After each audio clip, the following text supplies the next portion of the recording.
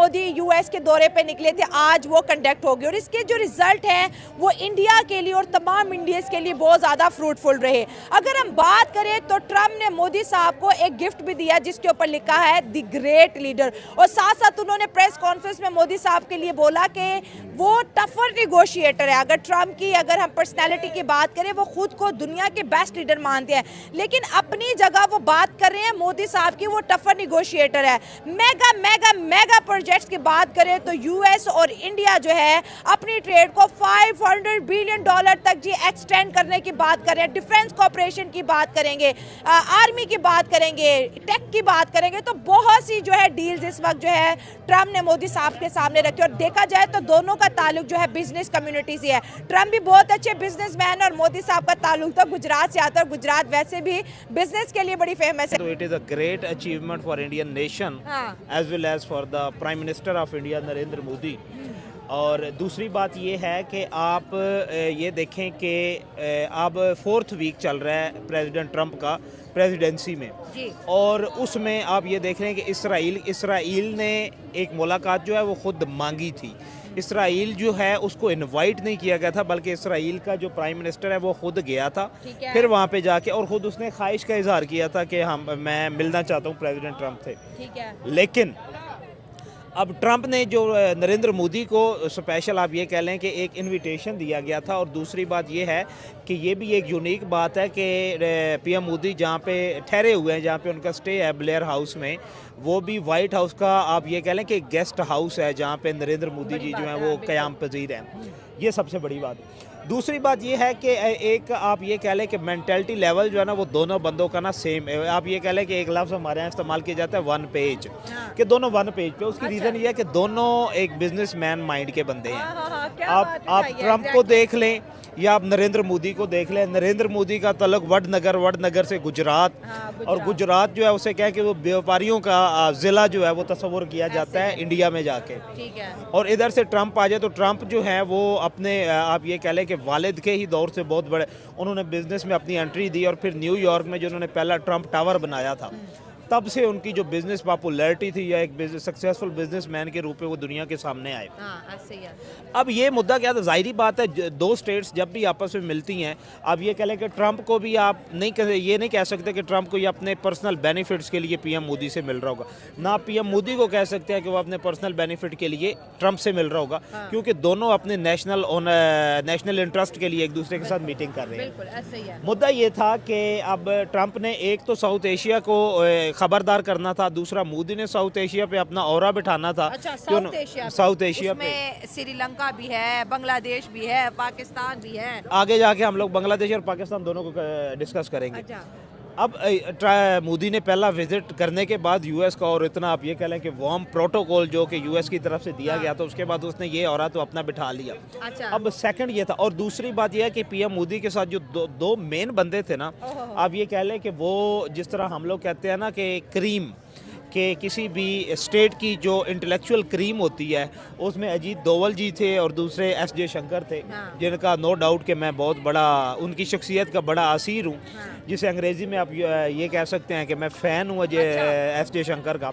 वो दोनों साथ थे। नो डाउट कि ये एक बड़ी एक वाइड होमवर्क के बाद ये मीटिंग जो है वो अरेंज की गई है। अब हुआ क्या है कि अमेरिका को भी सबसे बड़ा अमेरिका को जो अब चैलेंज था ना, वो ये था कि अमेरिका की जो ऑयल एक्सपोर्ट है ना वो कम हो रही थी।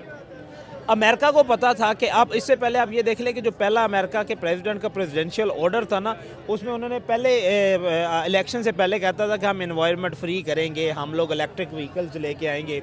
लेकिन क्योंकि ये सुन के नाजरीन ऑडियंस को भी हैरानगी होगी कि दुनिया में सबसे बड़ा ऑयल प्रोड्यूसर कंट्री जो है वो सऊदी अरेबिया और कोई खलीजी मुल्क नहीं है, बल्कि वो अमेरिका इटसेल्फ है।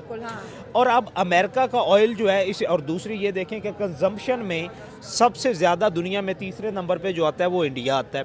अब इंडिया अपनी ऑयल कंजम्पशन का 40% जो है वो रशिया से एक्सपोर्ट का है, इंपोर्ट कर रहा है, और 7% वो ले रहा है अमेरिका से, यूएस से ले रहा है। अब यूएस को, क्योंकि अगर यूएस को इस 40% में से कुछ भी शेयर आप ये टोटल 40% वो अब 100% कंसीडर करें तो उसमें से अगर उसको 30% भी मिल जाता है, यानी कि 8 से 9% भी उसे मिल जाता है, तो ये यूएस के लिए बहुत बड़ी अचीवमेंट होगी। उसकी रीज़न ये है कि बायलैटरल ट्रेड जो है ना, यूएस की साउथ एशिया में बल्कि पूरी दुनिया में सबसे ज़्यादा आप सऊदी अरेबिया के बाद वो अमेरिका के साथ है। ब्रेन ड्रेन का जो कॉन्सेप्ट है वो सबसे ज़्यादा पूरी दुनिया में इंडिया के साथ है। इंडिया के बेहतरीन ब्रेन जो हैं वो यूएस जाते हैं, अमेरिका के पास है, अमेरिका के पास काम कर रहे हैं। और आईटी टेक्नोलॉजी में आपको पता ही है, इंफॉर्मेशन टेक्नोलॉजी में जो ट्रम्प को लाने में भी इंडियंस ही हैं, इंडियंस ही हैं। और ये इंडियन सपोर्ट ना करते तो ट्रम्प शायद दूसरी दफा ना आते। ऐसे ही है, ये जो डिसाइडिंग आप ये कह लेना कि स्टेट्स थी अमेरिका की इलेक्शन में, उन स्टेट्स में आप 7 में से आप स्विंग स्टेट जिसे आप लोग अमेरिकन ज़बान में कहते हैं, उन 7 में से 4 पे जो है अमेरिकन सपोर्ट से प्रेसिडेंट ट्रम्प जो है वो इलेक्ट हुए। अगर अमेरिकन सपोर्ट ना करते तो प्रेसिडेंट जो है वो इलेक्ट ना हो सकते। ये भी एक एलिमेंट था, एक एहसान भी था उनका। दूसरी बात आप ये देखें कि जो सबसे इंपॉर्टेंट पॉइंट ये था वो ये था कि ट्रम्प खुद को ना आप ये कह लें कि emerging leader of the world वो मानता है खुद को, ठीक है, कि दुनिया माने या ना माने। अब जब सुपर पावर एक साइड पे खुद कहता है तो उस पर देयर इज अ क्वेश्चन, लेकिन जब सुपर पावर किसी दूसरे लीडर को वो कहता है कि he is also the emerging leader of the world, तो उस पर दुनिया उसको रिकॉग्नाइज करती है। और नरेंद्र मोदी ने अपनी नेगोशिएशन पावर से ट्रम्प के मुंह से ये बात कहलवा दी है कि I am the emerging leader of the world. और ट्रम्प ने ये भी कहा ना कि मोदी साहब जो है टफ निगोशिएटर है, मुझसे भी ज्यादा टफ निगोशिएटर है। अब ये जो निगोशिएट मतलब दोनों के बीच कोई बहसो तकरार हुई है और ट्रम्प हारे है वो बहस, वरना ट्रम्प तो कहते हैं मैं नंबर 1 हूँ, I am the only best person in the world. लेकिन आज वो कह रहे हैं कि मोदी साहब आप बड़े अच्छे निगोशिएटर है। दो बिजनेसमैन जब टकराए तो ट्रम्प हार गए। ट्रम्प इसमें कोई शक किस चीज की हुई? बहस मैं बताता हूँ। पहली बहस ये थी कि जारी बात है ट्रेड में सारे एलिमेंट आ जाते हैं। पहली तो ट्रेड पे ये था कि आप ये कह लें कि F-35 जो है ना फाइटर जेट, बड़ा इंपॉर्टेंट, वो लास्ट टर्म जो थी डोनाल्ड ट्रम्प की, तब से इंडिया कोशिश कर रहा था, इंडिया चाहता था कि मैं 5th जनरेशन फाइटर जेट जो है ना वो हमें मिले। और ट्रम्प ने पिछले अपने 4 साल में नहीं दिए। उसके बाद जो बाइडन आए, जो बाइडन से भी वो नहीं खरीद सके। अब सबसे पहला मुद्दा तो ये था कि ये F-35, अब क्योंकि अब सवाल ये हुआ कि F-35 जो है ना, उसके बाद आप ये कह लें कि यूएस क्या नाम है उनका, रशिया की तरफ से जो वो खरीद रहे हैं SU-57 वो भी फाइटर जेट है। और उसकी कंजम्पशन, उसकी कॉस्ट और उसकी आप ये कह लें कि रनिंग कॉस्ट जो है वो अमेरिकन F-35 से कम थी, और उसमें इंटरेस्टेड, और आप ये कह लें कि ग्रीन सिग्नल रशिया ने भी दे दिया हुआ था। अब उसको देख के अमेरिका ने कहा, और वो आप ये कह लें कि F-35 जो है ऑलमोस्ट इंडिया को 1000 करोड़ रुपए में, यानी कि 975 करोड़ रुपए में वो एक पड़ता है। और उसको एक दफ़ा पर आर उसकी जो आप ये कह लें कि फ्लाइंग कॉस्ट है वो ऑलमोस्ट $35,000 है। वो उसकी कॉस्ट जो है फाइटिंग की। अब ट्रम्प ये चाहता था कि मेरे से ये खरीदे। नरेंद्र मोदी इंडिया भी चाहता था कि खरीदे, लेकिन इंडिया जो है ना बेस्ट ऑफर आ गई थी। लेकिन नरेंद्र मोदी उन्हें नेगोशिएशन टेबल पे लेके आना चाहते थे। अभी भी तो F-35 इवेंचुअली डिलीवर करेंगे, मतलब ये 2-3 सालों का प्रोजेक्ट नहीं है, मतलब कि 2030 तक ये हो जाएगा। और इंडिया 5th जनरेशन के लिए इतना डेस्परेट क्यों हो रहा है? इंडिया का डिफेंस ऑलरेडी बहुत ज़्यादा इंप्रूव है, DRDO काम करिए, लेकिन 5th जनरेशन के लिए शायद चाइना की वजह से, क्योंकि चाइना कहते हैं F-35 से भी ऊपर की चीज़ बना चुका है। जी, चाइना नो डाउट कि अगर आप लोग इसी सीरीज़ में काउंटर करें तो चाइना 38 तक पहुंच चुका है। दूसरी बात यह है कि जो इंडिया का एम है ना, इंडिया बनना चाहता है एशियन टाइगर, और वो अपने आप को सेकंड इकोनॉमिक टाइगर जो है वर्ल्ड में वो भी कंसीडर करवाना चाहता है। अब कोई कंट्री जो होता है ना, जब अपनी इकोनॉमी को सेकंड लेवल पे या फर्स्ट लेवल पे लेके आता है, आप ये कह लें कि largest investment market in the world अपने आप को रिकॉग्नाइज करवाना चाहता है ना, और वो कहता है कि मेरे पास जो डिफेंस सिस्टम होगा ना वो भी वर्ल्ड में फर्स्ट या सेकंड नंबर पे आए। अब इसलिए उन्हें F-35 जो है वो भी चाहिए। और F-35 अगर उनके पास आ जाता है तो चाइना को बड़ी इजीली काउंटर कर सकते हैं इंडिया। पाकिस्तान के साथ तो उनका कोई इशू नहीं है, पाकिस्तान के साथ पाकिस्तान और इंडिया का तो लेवल बराबर है। उसमें ये देख लें कि अमेरिका इंडिया का अगर एक हाथ ऊपर होगा तो हम कह सकते हैं कि वो पाकिस्तान से उनका एक हाथ ऊपर है। लेकिन अब वो काउंटर करना चाहते हैं चाइना के, और F-35 अगर उनको मिल जाता है अमेरिकन सपोर्ट से। अब ये देख लें 25 से पॉलिटिकल आप ये डायलॉग में 5 साल का अरसा कोई बड़ा असर नहीं होता।